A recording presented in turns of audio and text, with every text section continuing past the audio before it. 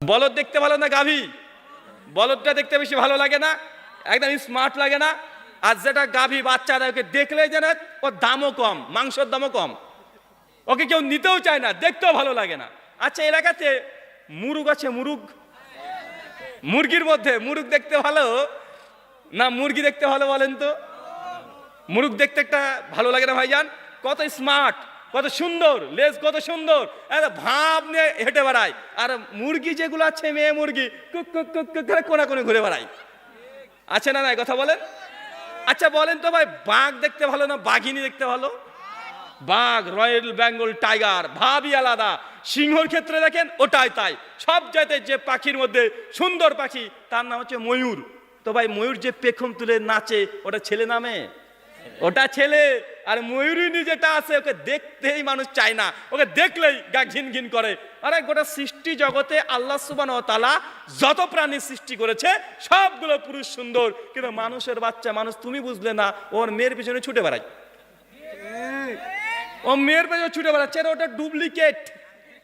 কুড়ি হবে ও বুড়ি হয়ে যাবে, আর ছেলেরা কুড়ির পরে স্মার্ট আরো হয়ে যাবে। ভাই স্মার্ট হয় কি হয় না? স্মার্ট বেশি হয়ে যায় না ভাইজান? মেয়েরা কুড়ির পরে বাচ্চা হয়েছে, তারপরে আর শেষ। মানে আগে তো যা হয়েছে হয়েছে, রং টং এখন আর ভালো লাগে না, আর রং টং চলে না, এখন অরিজিনাল কালারটা চলে আসে। আমি এ বলে মেয়েদেরকে অপমান করছি না, মেয়েদের যা সম্মান আল্লাহ নবী দিয়েছে আমরা কমাতে পারবো না। আল্লাহ নবীর এক কথাতে মেয়েদের সম্মান আকাশচুম্বী হয়ে গেছে। মায়ের পায়ের নিচে জান্নাত, বাপের পায়ের নিচে জান্নাত নাই। কার পায়ের নিচে জান্নাত? মায়ের পায়ের নিচে জান্নাত। যদি কিছু রেয়াতে এসেছে বাপ মার উভয়ের পায়ের নিচে জান্নাত, তবে সুনান নাসাই 3104 এসেছে মায়ের পায়ের নিচে জান্নাত। মায়েদের সম্মান অনেক বেশি, তবে সব মায়ের নয়। যে মা ধার্মিক তার পায়ের নিচে জান্নাত। ওই বেধর্মী যে আছে, যে দিন ধর্ম কিছু নাই, ওর পায়ের নিচে জান্নাত না, ওর পায়ের নিচে জাহান্নাম। কথা বুঝতে পারলেন না ভাইজান? মায়ের সব মায়ের পায়ের নিচে কি জান্নাত নাকি? না।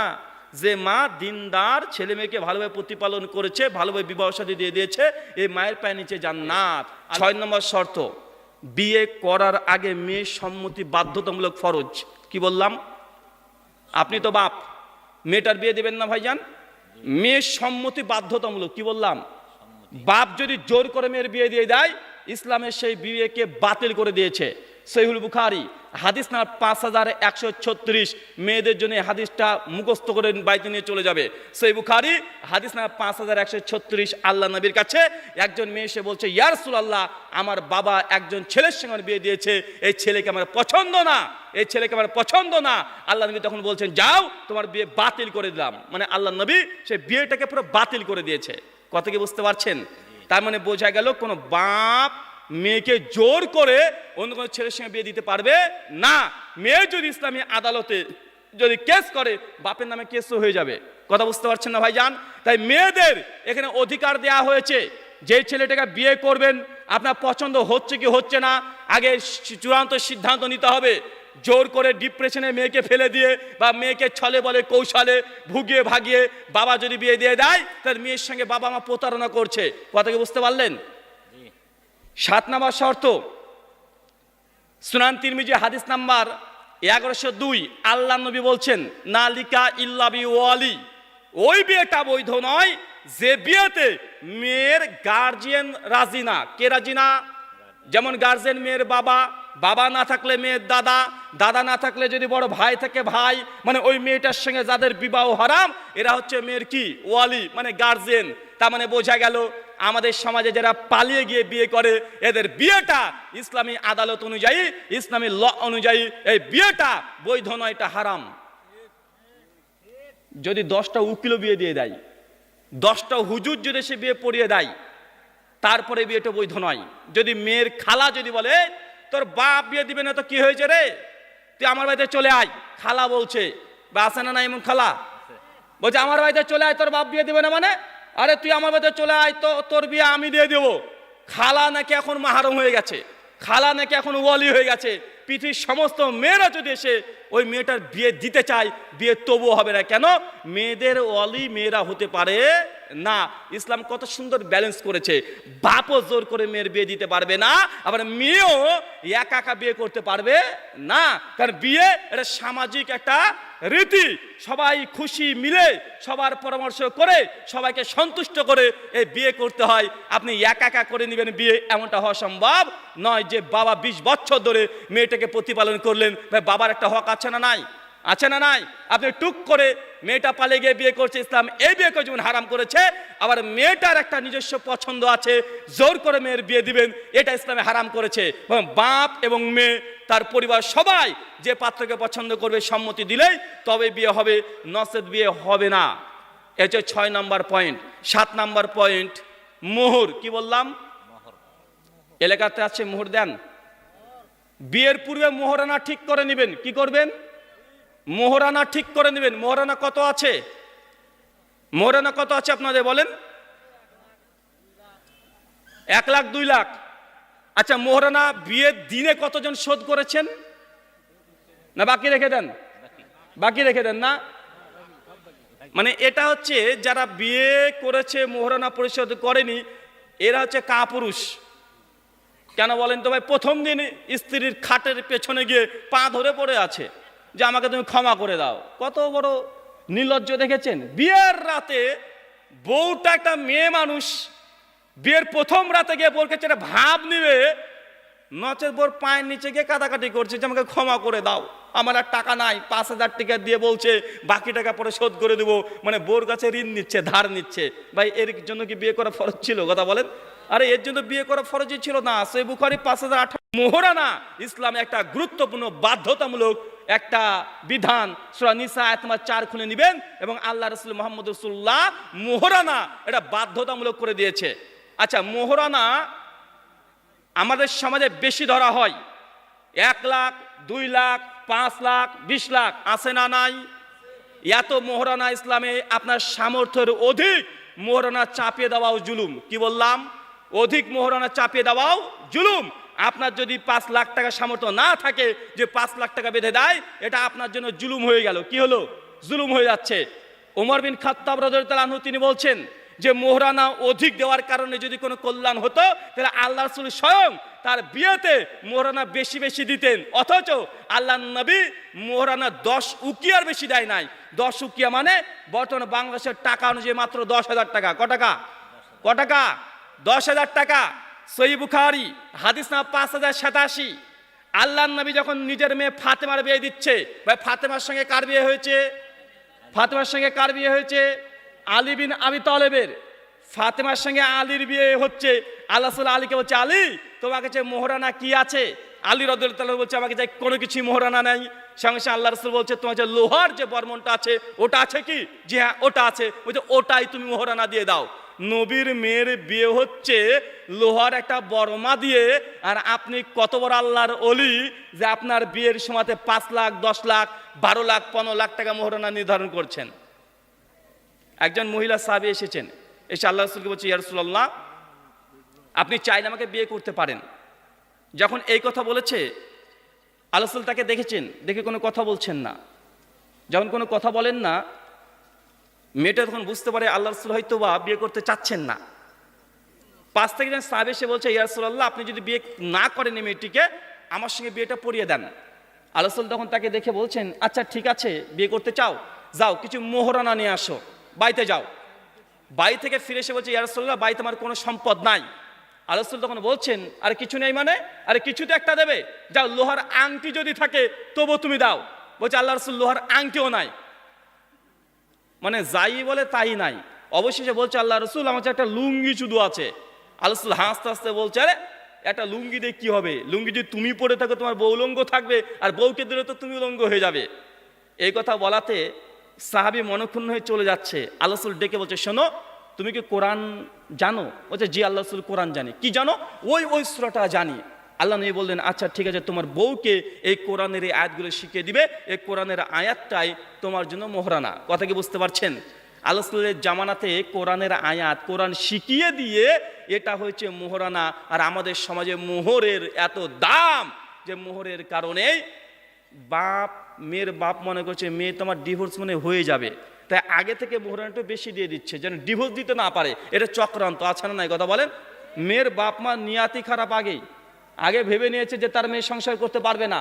তাই যুবক যারা তরুণ সমাজ আছে তাদের কাছে উদ্যত আহ্বান হচ্ছে এটাই যে বিয়ে করার আগে মোহরানা ফাইনাল করে নেবেন, যা সামর্থ্য আছে তাই আপনি দেওয়ার চেষ্টা করবেন। অতিরিক্ত মোহরানা ধরার দরকার নেই, বরং এতে সংসারে মঙ্গল হয় না, ক্ষতি হয়। কি হয় কথা বলেন? ক্ষতি হয়। আচ্ছা, যারা বিয়ে করেছেন যৌতুক নেন? যৌতুক আছে আপনাদের এলাকায়? আচ্ছা, যৌতুকে আপনাদের সবচেয়ে কম কি দেওয়া হয়? হ্যাঁ, হুন্ডা। তো আপনি যদি হুন্ডা যদি যৌতুক নেন, তো আপনার বউকে তো 5 লাখ টাকা দামের আপনাকে মোহরানা ধরবেই। কারণ একটা হারাম কাজ করছেন, একটা হারাম আপনার কাঁধে পড়ে আল্লাহ চাপাবেন। একজন পুরুষ মানুষ যে সে কখনো যৌতুক নেয় না, যৌতুক দেয়। কি দেয় কথা বলেন? যৌতুক দেয় মানে কি? মোহর দেয়। মানে বউকে বলে দিবেন 50,000 টাকা নগদ দেন মোহর, এই কথা বলে দিয়ে বিয়ের একদম মৌলভী সাহেবের হাতে টাকা দিয়ে দিবেন। এই যে মৌলভী সাহেব 50,000 টাকা আমি বিয়ে করতে এসেছি, নগদ টাকা দিয়ে দিবেন। আর বিয়ের রাত্রে বাসর ঘরে যখন ঢুকবেন সেই সময় পকেটের ডান পকেট থেকে একটা সোনার একটা আংটি নিয়ে বউকে রাত্রে গিফট করবেন। বউ দেখে আপনাকে ভাববে বাপ রে বাপ, দেখেছো আমার স্বামী এত ভালো, মোহরানা দিয়েছে তো দিয়েছে, রাত্রি হতে সোনার আংটিও দিয়েছে। সারা জীবন আপনার শুধু খেদমত করেই চলে যাবে, কোনোদিন খারাপ বলবে না আপনাকে। কেন? একটা কথা আছে, লাভ অ্যাজ ফার্স্ট সাইট। প্রথমেই যদি আপনাকে ভালো লেগে যায় ও সারা জীবন আপনার প্রশংসা করবে। আর বিয়ের দিন যদি পা ধরে পড়ে থাকেন, ভাই এই স্ত্রীর কাছ থেকে কিছু পাবেন কথা বলেন? আর লজ্জাকর বিষয় ওটাই যে বিয়ে করেছেন, বাড়িতে খাট নাই, শ্বশুরের কাছে খাট নেওয়ার জন্য অপেক্ষা করে বসে আছেন। বা অনেক যুবক আছে না ভাইজান, বিয়ে করেছে এখন খাট কিনছে না, বলছে খাট কিনিস না, বাপও বলছে খাট কিনিস না, তো শ্বশুরই তো দিয়ে দিবে রে। খাট যদি রাখে তো খাট দেবে না। ঘরে শোকেস কিনবি না, কারণ শোকেস যদি তুই কিনে ফেলিস তো শ্বশুর বাড়ি থেকে দেবে না। ভাই এমন বাপ মা আছে না নাই? আছে। জেনে রাখবেন যৌতুক ইসলামে সম্পূর্ণ হারাম। তো হুজুর, যদি আমার শ্বশুর আমি চাই না তারপরেও যদি যৌতুক দেয় বা যৌতুক না এমনি গিফট হিসেবে উপহার হিসেবে কিছু যদি হাদিয়া দেয় তাহলে কি নেওয়া যাবে? ভাই এমন কিছু মানুষ আছে না যে কেউ দিতে চায় না, তবে যদি হাদিয়া হিসেবে দিতে চায় তাহলে কি নেওয়া যাবে? হাদিয়া হিসেবে যদি আপনার শ্বশুর যদি একটা গাড়ি দেয় আপনি নিতে পারবেন। কি বললাম কথা বলেন? যদি বাড়িতে যদি শোকেস ফার্নিচার সাজিয়ে দেয় এটাও নিতে পারবেন। তবে এখানে একটা কথা মনে রাখবেন, হাদিয়া নেওয়া যেমন সুন্নাত, হাদিয়া দেওয়াও সুন্নাত। কি বললাম?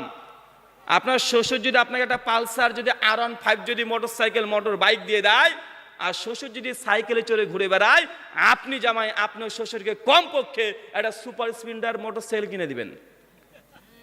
না তো শ্বশুর সারা জীবন আপনাকে হাদিয়া দেবে, আপনি দেবেন না। হাদিয়া নেওয়া যেমন সুন্নাত, দেওয়া সুন্নাত কি সুন্নাত নয়? কথা বলেন? তার মানে বোঝা যাচ্ছে শ্বশুর আপনাকে হাদিয়া দিচ্ছে না, বরং আপনাকে কি দিচ্ছে? যৌতুক দিচ্ছে। আপনি নাম চেঞ্জ করছেন তাই। আর আপনি যদি মোটরসাইকেল নেন শ্বশুরকেও দিতে হবে কম বেশি। কথা বুঝতে পারছেন না মনে হয়? আপনার শ্বশুর শুয়ে থাকে চৌকিতে আর আপনার ঘর সাজে খাট বিছানা দিয়ে দিচ্ছে, ব্যাপার কি? তার মানে আপনার শ্বশুর যদি আপনাকে ঘর সাজিয়ে দেয়, অন্তত আপনি কিছু না পারলে জামাই মানুষ আপনার শ্বশুরের ঘরে একটা খাট পাঠিয়ে দিবেন। পারবেন তো? কথা বলেন। যদি পারেন তাহলে হাদিয়া নেবেন। শুধু সারা জীবন হাদিয়া শ্বশুরের কাছ থেকে নিয়ে যাবেন, কোনোদিন দিবেন না। ভাই এটা হাদিয়া নয়, এটা পরোক্ষভাবে শয়তানি চক্রান্ত করে আপনি আবার যৌতুকি নিচ্ছেন। কথা বুঝতে পারলেন কি পারলেন না? আচ্ছা, আপনার এলাকায় হলুদ মাখা আছে? আচ্ছা, হলুদ কে মাখায়? হলুদ কে মাখায়? ভাবি মাখায়। ভাবি হচ্ছে আল্লাহর ওলি। দেবরকে মানে মানে কি মাখাচ্ছে? হলুদ মাখাচ্ছে। আর হলুদ মাখানোর সময় আপনি একটা বলদেবতা বসে আছেন, সেন্ডু গেঞ্জি পরে লুঙ্গি পরে বসে আছেন, পাটা সব অর্ধেক বসে আছে, মানে বের হয়ে আছে। আর পাড়ার যত ভাবিগুলো আছে সব আপনাকে এদিক ওদিক আপনাকে হলুদ মাখিয়ে চলে যাচ্ছে। ভাই এই নোংরাম ইসলামে আছে? এই নোংরামি আছে? সহিহ বুখারী হাদিস নাম্বার 5000 না, সুনান তিরমিজি হাদিস নাম্বার 1072, আল্লাহর নবী বলছেন দেবরের সঙ্গে ভাবির সম্পর্ক মৃত্যু। কি কথা বলেন? দেবর ভাবির সম্পর্ক কি? মৃত্যু। আর আপনার ভাবি এসে গোটা শরীরে আপনাকে উলঙ্গ অবস্থায় কোথায় কোথায় হাত দিয়ে আপনাকে হলুদ মাখিয়ে দিচ্ছে। ভাই এরকম ধর্ম ইসলামটা? কথা বলেন, এটা কি হিন্দু ধর্ম পেয়েছেন নাকি? আরে ভাবি যদি দেবরকে দেখে নাই, দেবর যদি ভাবিকে বেপরদ অবস্থায় দেখে নাই, ভাবিকে দৌড়তে দৌড়তে পালিয়ে যেতে হবে। এটা হচ্ছে ইসলাম। কেন? অমৃত্যু মানে দেখে না, মানে খরিস সাহেবের ছবলের চেয়ে তো আরো ভয়ঙ্কর হচ্ছে দেবর। এটা ইসলাম। এটা কি কথা বলেন? ইসলাম। অনেকে আবার বলতে পারেন যে হুজুর, মেয়েরা কি মেয়েদেরকে হলুদ মাখাতে পারে, ছেলেরা কি ছেলেদেরকে হলুদ মাখাতে পারে? হলুদ মাখা প্রথাটাই ইসলামে নাই। কথা বুঝতে পারছেন? সহিহ বুখারীর মধ্যে একটা হাদিস আসছে, সহিহ বুখারী এবং সুনান আবু দাউদে হাদিসটা আসছে 3003 নম্বর, সহিহ মুসলিমের হাদিস। আল্লাহর নবী বলছেন, ছেলের বয়স যখন 7 হয়ে যায়, কয় বছর হয়ে যায়? 7। এটা আবু দাউদ 572 পেয়ে যাবেন। আল্লাহ বলছেন ওই ছেলেটার বিছানা আলাদা করে দিতে। কি করে দিতে? বিছানা আলাদা করে দিতে। আল্লাহ নবী বলছেন, দুই ভাই যদি বয়স হয়ে যায়, বালেগ হয়ে যায়, এক চাদরের নিচে এক বিছানাতে ঘুমাতে পারবে না, হারাম। কি বললাম? দুই ভাই যদি প্রাপ্তবয়স্ক হয়ে যায়, মায় তার গোপ উঠে গেছে, পুরুষ পুরুষ স্বভাব চলে এসেছে, বা দুই বোন যদি নারী নারী ভাব চলে আসে, প্রাপ্তবয়স্কা হয়ে গেছে, দুই বোন অথবা দুই ভাই এক বিছানায় এক চাদর নিচে ঘুমানো জায়েজ না। দুই বোনও ঘুমাতে পারবেন এক চাদর নিচে। যদি ঘুমাতে চায় আলাদা চাদর দিয়ে দিতে হবে। কথা বুঝতে পারছেন? কেন? আল্লাহ নবী নিষেধ করেছেন, দুই বোন এক চাদর নিচে ঘুমাতে পারবে না, দুই ভাই এক চাদর নিচে ঘুমাতে পারবে না। এখন আপনার কাছে আমার প্রশ্ন, ভাই বলেন তো, দুই ভাই যদি গা ঘষাঘষি করে এক বিছানায় ঘুমাতে না পারে, তো পাড়ার ভাবিগুলো কি আপনাকে হলুদ মাখাতে পারে?